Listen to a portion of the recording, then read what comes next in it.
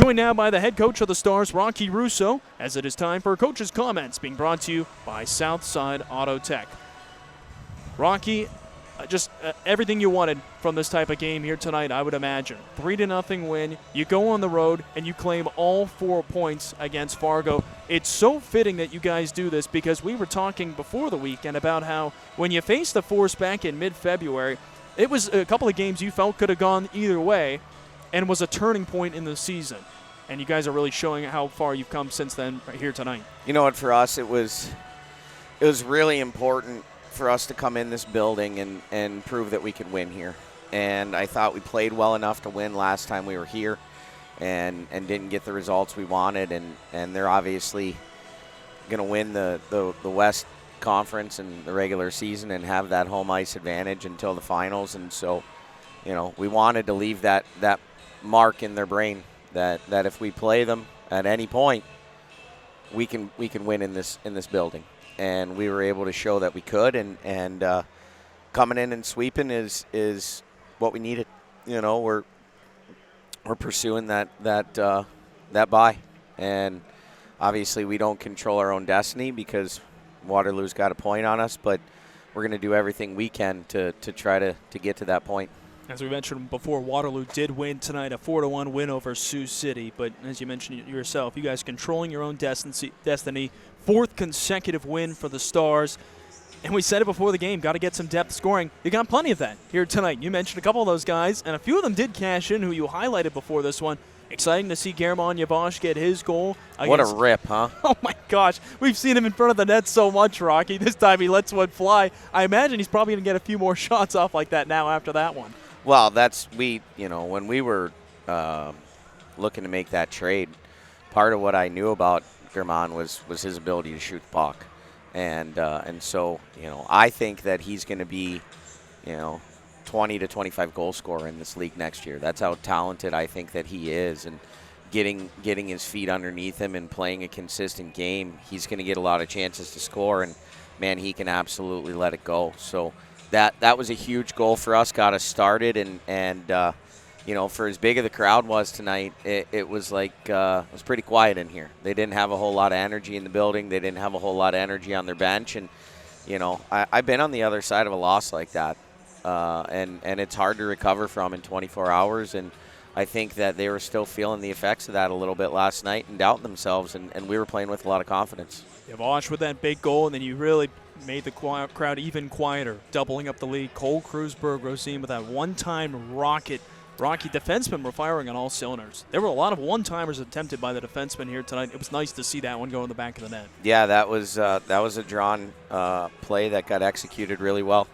We flipped the D off the face-off there and wanted to get the puck kicked out to Mangs and back to CR for the 1T, and it worked out. Keaton won the face-off. We made the play over to Mangs, back to CR, and boom, he ripped it up over the glove, and we've got a 2-goal lead. How satisfying was it for those first 2 goals to be scored on those set plays right off of face-offs? It was great. It was great, and for us, it's, you know, those are things that you practice, and you have such a low percentage of success with them that you could maybe get frustrated every once in a while, but we know that when you hit one, it's a game changer, and that was certainly, that second one tonight was a big one for us. We talked about the goals. Let's talk about the goaltender. Unbelievable. Cameron Whitehead, his 5th shutout of the season, moves into a tie for the USHL lead with Owen Fowler of Youngstown State, who he's gotten a lot of claim this year. I think Whitehead should be getting as much as him. Whitehead is now tied for the second most shutouts in a single season in Stars history, with Kevin Murdoch from the 2010-11 season, Wayne Russell from 99-2000. We know that Kevin Murdoch name, right? That's Kevin was an assistant coach for our North Iowa team. So that's pretty cool company for Whitey to be in, and it's no surprise. He's a special goalie. He's a special person, and I want to talk about a guy that just looked comfortable in the net all weekend. He was never panicked. He was always in good position. His feet were set. His hands were great. They were out away from his body. He was seeing pucks really, really well, and you know, he earned his shutout tonight. I think we could petition now. He should probably be USHL Goaltender of the Week. We may be biased, but boy, the performance on the road, Rocky, come on.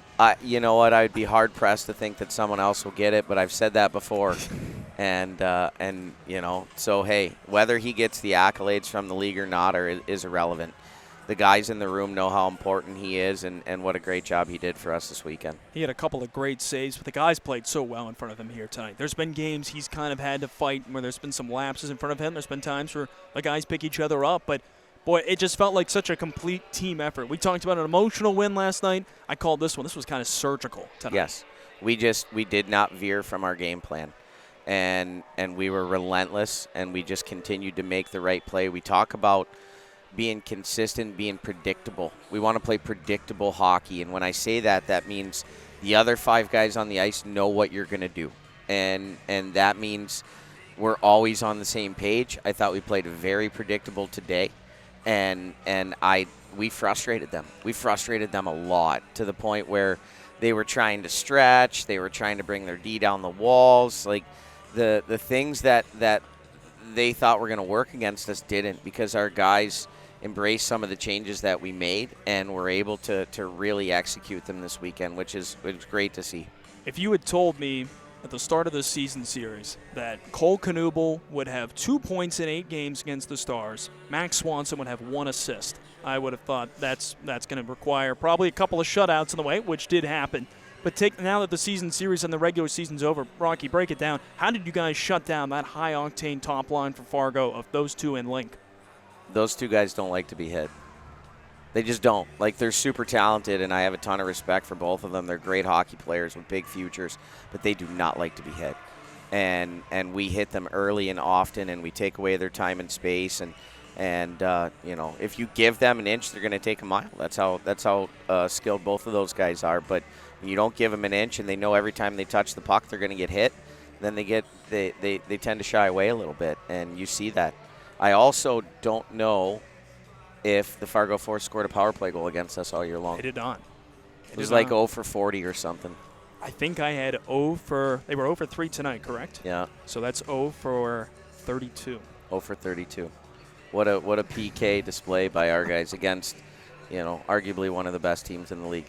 Not the best team in the league, because the Lincoln Stars are, but one of the best teams in the league. So that's a pretty impressive stat for our guys as well. Really incredible. You guys, since the start of March now, I had the number earlier, I think it's now 12-2-0-1 since the start of March. Heading home this Friday, final regular season home game at the Icebox. How big of a crowd do you want to see there for that one? Sell it out, baby. Sell it out. Let's load up the Icebox. Cheer on this group. They're a special group to watch. They're fun to be a part of, and I think that there's going to be an exciting weekend of hockey with the home and home with Tri-City. They're a great club, and we're going to be prepared to play them. They're going to be playing for their lives, too, because they want to try and inch up a little bit closer. They're having some struggles right now. Obviously, in the playoffs, they were losing to Des Moines earlier when I checked. I don't think they can catch us now, can they? They cannot. So with tonight's win, the Stars are at worst going to finish 3rd. So can't get any lower than that. So that would guarantee at least that 3rd spot. But Tri-City's going to come out hot though next weekend. Yep. Absolutely. No, and you want to be playing good hockey going into the playoffs, which are right around the corner after next weekend. So, for us, we're going to be wanting to have a great weekend and win some games next weekend too. Well, Rocky, we appreciate the time. Enjoy this great weekend. We'll talk to you next weekend. Thanks, Joel. That's the head coach of the Stars, Rocky Russo, after the Stars' 4th consecutive win here tonight, defeating the Fargo Force 3-0 on the road. We will have an exciting weekend of hockey coming up next weekend as the Stars take on the Tri-City. As you heard, we hope to see you on Friday night, 7:05 p.m. against the Tri-City Storm.